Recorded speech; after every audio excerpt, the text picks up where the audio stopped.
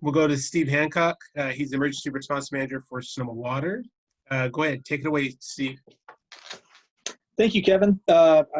And Robert, I appreciate the opportunity to come here and be a part of the BAYWORK presentation. I'm not going to go too far into kind of echoing some of what Heather and Dave and Steve already talked about. We experienced many of the same issues. Kind of taking a little bit of a different approach and kind of telling you on the more of the emergency management support side how we worked on managing the event for us. Really quickly, an overview of Sonoma Water. We're 225 full-time staff. We get up near 300 during our busy months. We're a wholesale drinking water provider to approximately over 600,000, supporting 2 counties, Sonoma and Marin.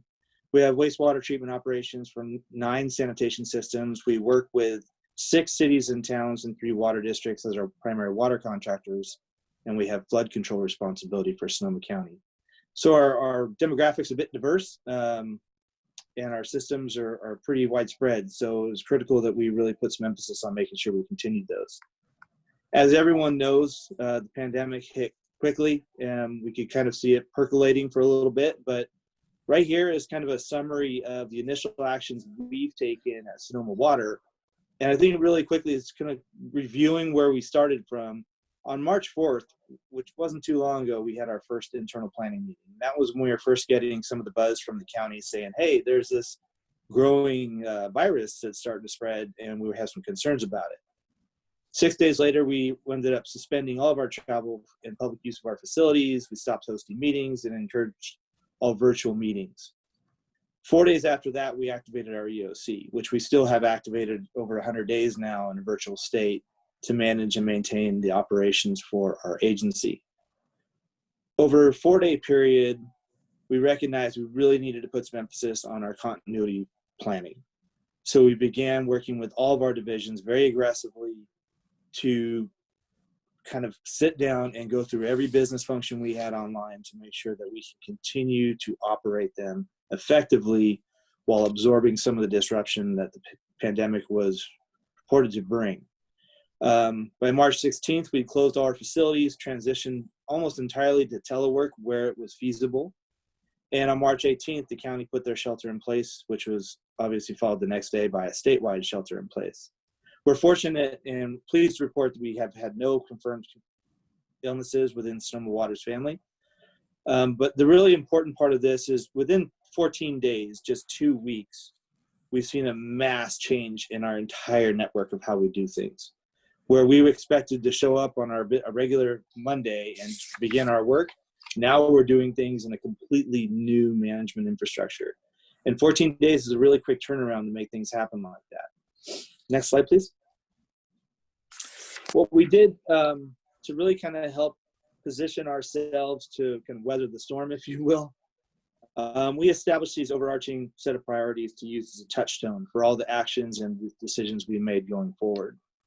Number one, obviously maintaining without disruption our water and wastewater systems. If we failed in our mission, then ultimately we're failing in our community. Next to that is putting our safety of our staff in our workplace. Equally as important, we won't be able to support those water systems without having the staff safe. Then implementing a telework environment where feasible. Not everybody gets to do that, and we have people that we rely on to still show up at the place of business to do the critical operations they do.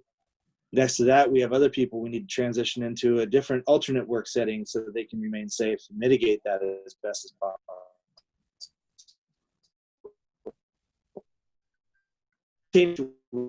Coordinating during the biggest bulk of activity for us as that continues to change and evolve.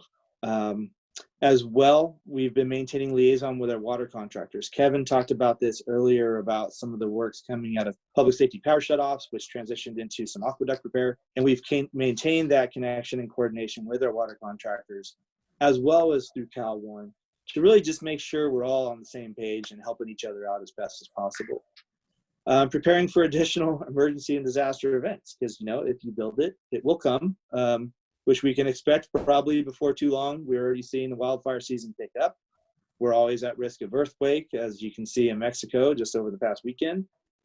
So we have to be prepared to be able to respond to that while working in a pandemic environment. And that's not going to be an easy thing for anybody to do.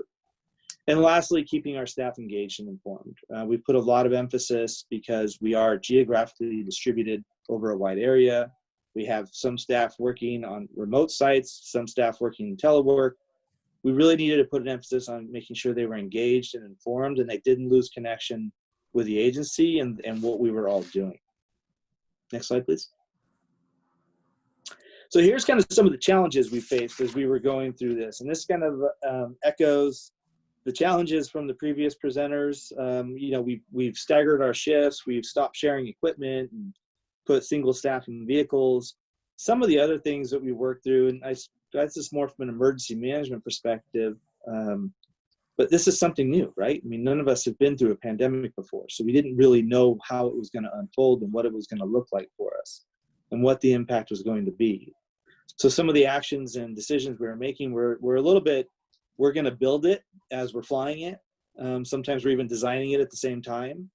So we had to absorb that into kind of our how we're managing things. The scale of this, I think everybody can appreciate the scale.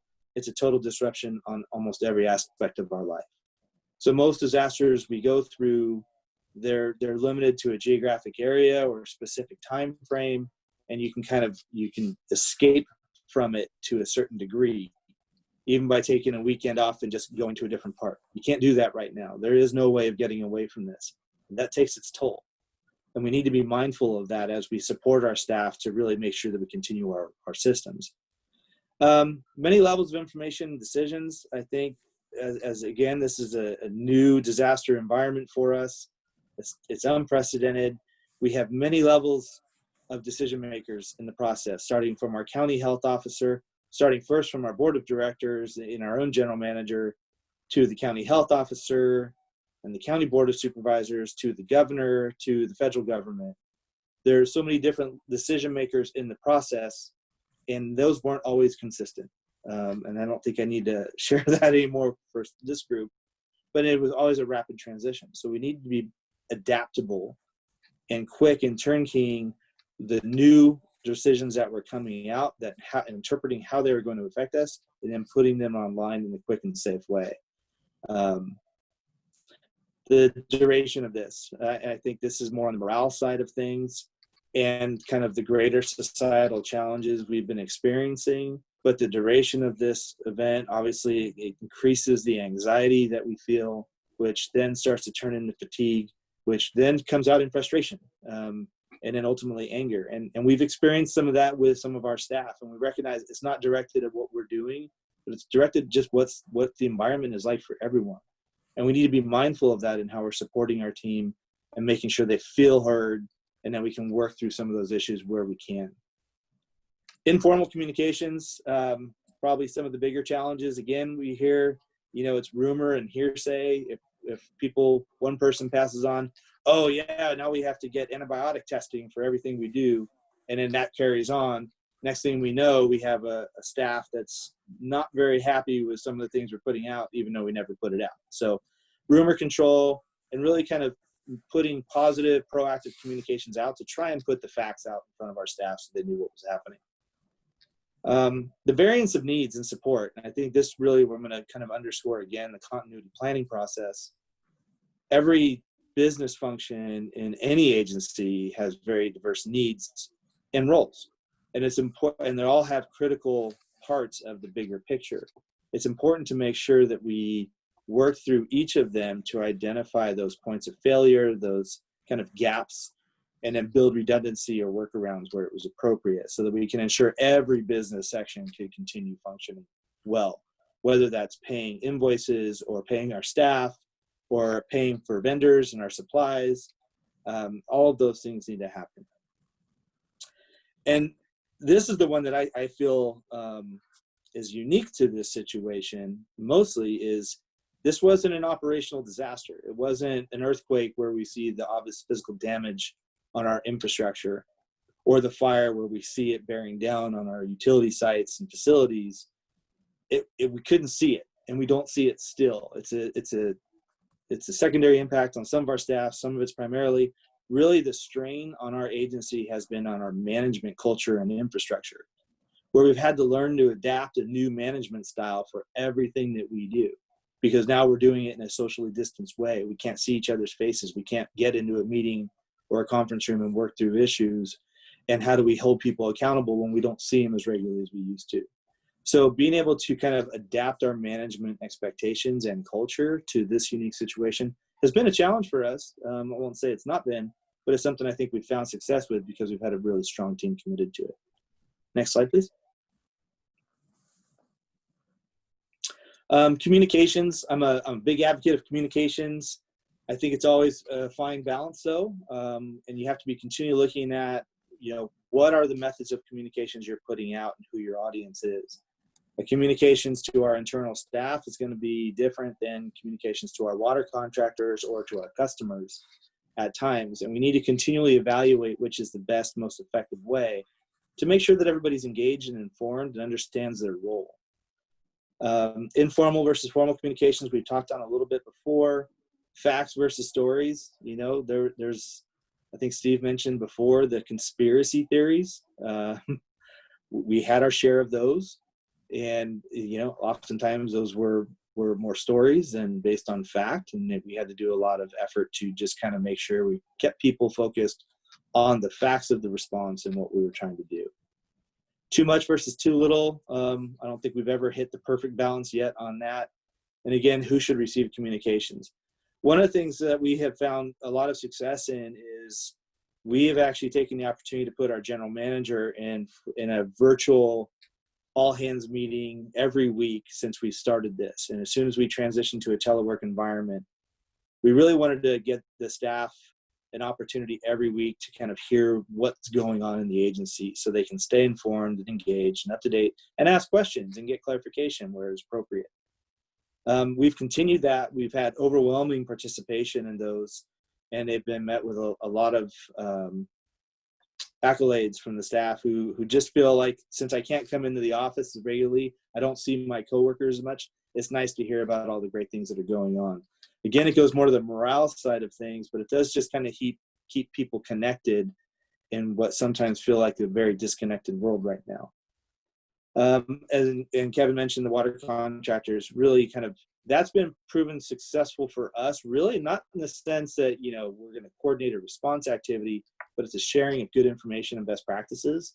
There's a lot of great people on that call who kind of share, this is what we're doing, and they can share a tool or a resource with you. So we have found a lot of value in that just kind of information exchange.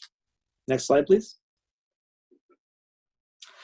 And last but not least, we recognize, this is a 12 to 18 months that we're kind of transitioning into of what our new steady state's going to look like. So we put some emphasis. We had over 50 staff participate in development of this COVID-19 continuing operations plan.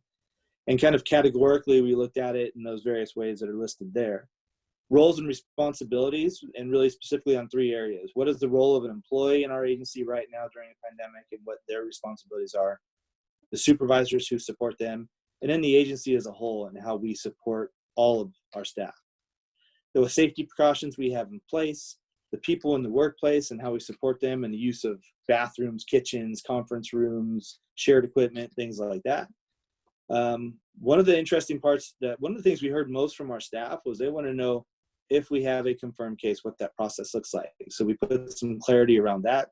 And then the 2 things there, communications, information management, and then maintaining situational awareness. We are keeping our EOC activated indefinitely while we kind of work and navigate through what this pandemic looks like for us. And really that positions us to be turnkey in a response if we have an outbreak or a secondary event were to occur. We have the staff assigned in place. We have our action plans ready to turn, and we kind of just have a shorter runway to kick things off, if you will. That's kind of what we did. The purpose of this plan was really to kind of put everything together. And so our staff could find all the information in one spot. We update it regularly as conditions change, as we talked about, those rapid decisions and transitions that we're seeing from around us. So that's kind of in a nutshell how we've approached it here. Kevin said I started just before I started February 11th, and we started March 4th in this. So I haven't met half the people who have been working with, but it's been a great environment. There's a very dedicated team, and I think what really ability to find success, getting everybody working together, because that's when you build the strength and you build that resilience and you exercise those muscles as a whole agency. Thank you.